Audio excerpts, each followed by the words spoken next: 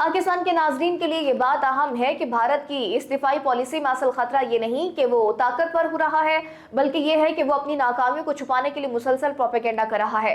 بھارت کے عوام کو یہ بیچا جا رہا ہے کہ ان کے پاس دنیا کا جدید ترین فضائی بیڑا ہے، لیکن حقیقت یہ ہے کہ آپریشن سندور میں بھارتی فضائیہ کے طیارے ایک ایک کر کے پاکستانی شاہینوں نے زمین بوس کیے۔ کیا یہ ہے بھارت کی فضائی برتری؟